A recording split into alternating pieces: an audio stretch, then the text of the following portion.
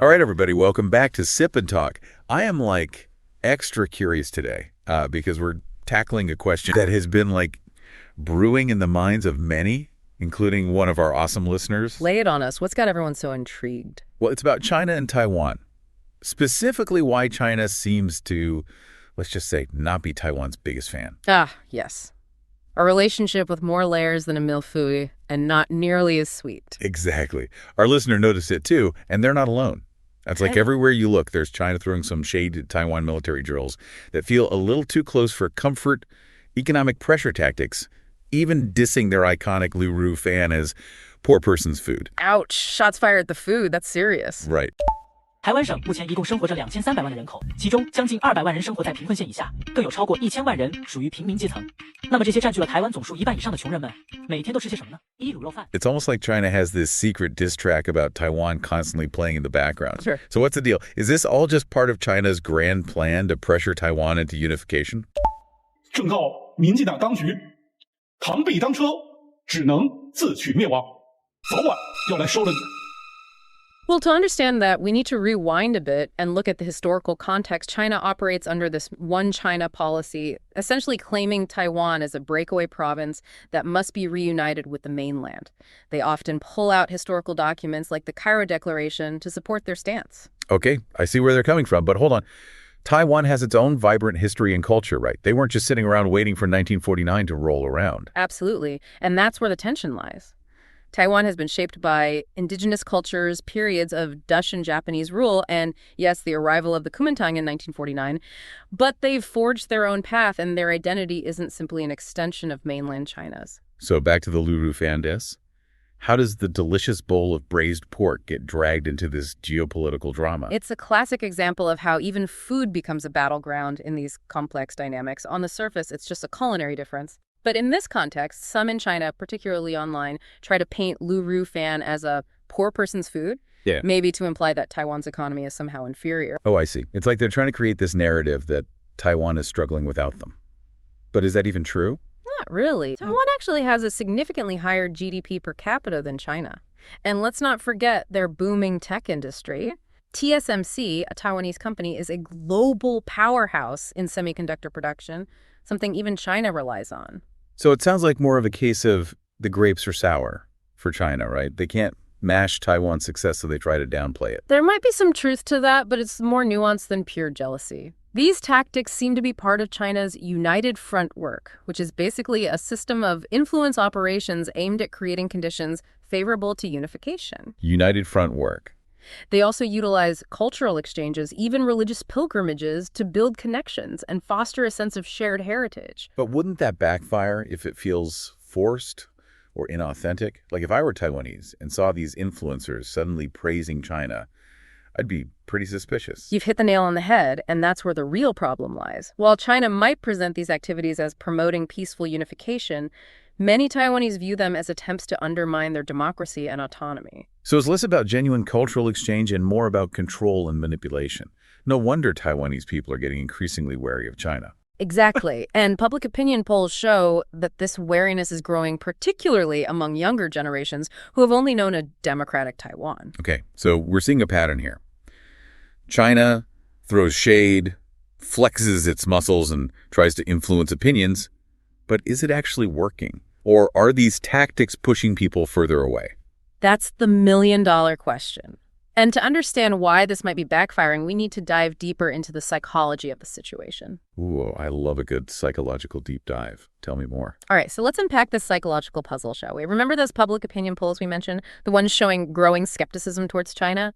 Well, they also highlight a fascinating trend, the rise of a distinct Taiwanese identity. So more and more people in Taiwan are thinking of themselves as Taiwanese, not Chinese. Precisely. And this is particularly true among younger generations who have grown up in a democratic Taiwan free from the influence of mainland China's narrative.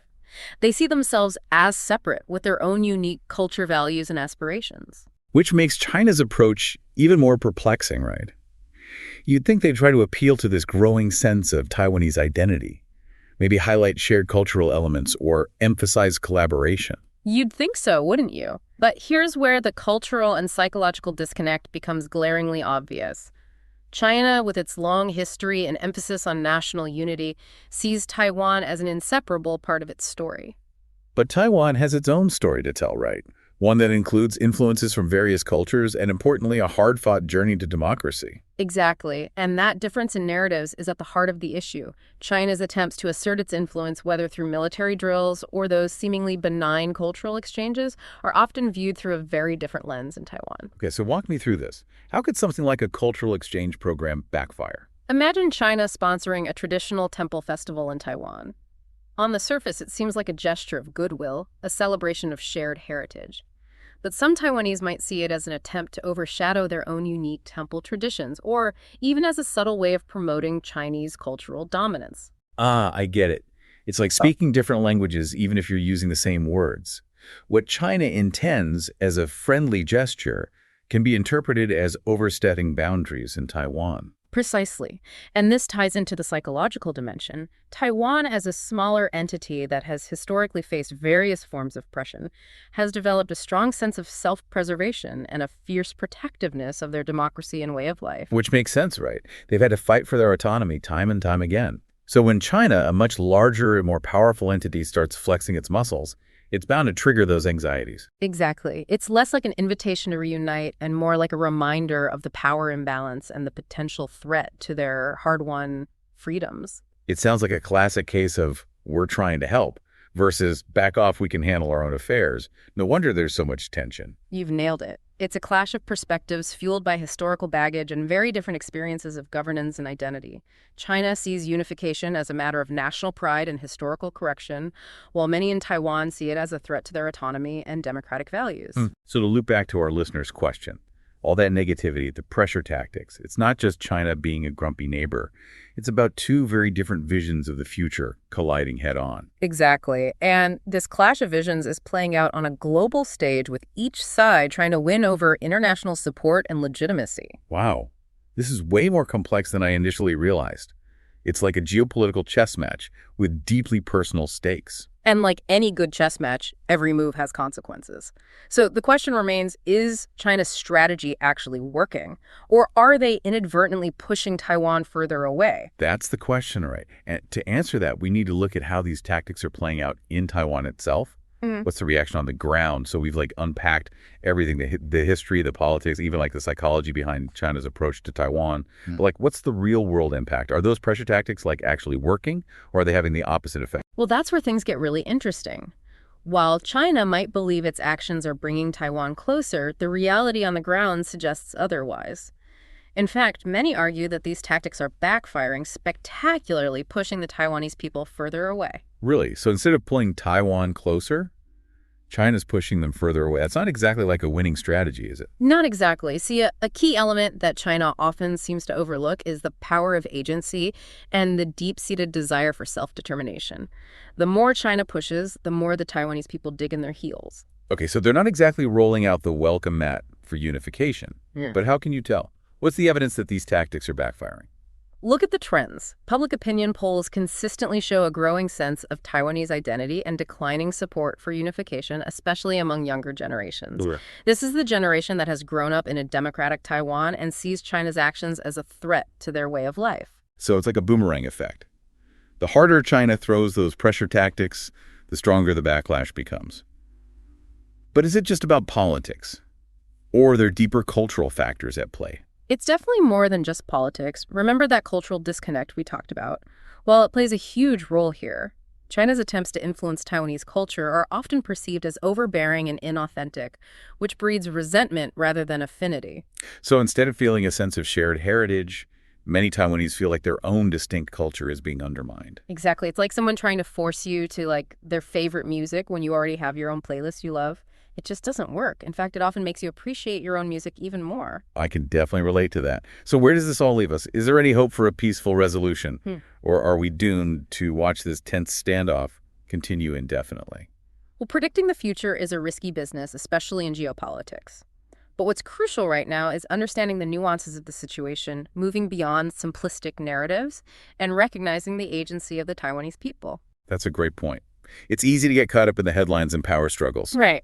But ultimately, it's about real people whose lives are directly affected by these decisions. Absolutely. And That's why it's so important to amplify voices from Taiwan, to listen to their perspectives and to understand their aspirations. Speaking of voices from Taiwan, this reminds me of our friend Micky.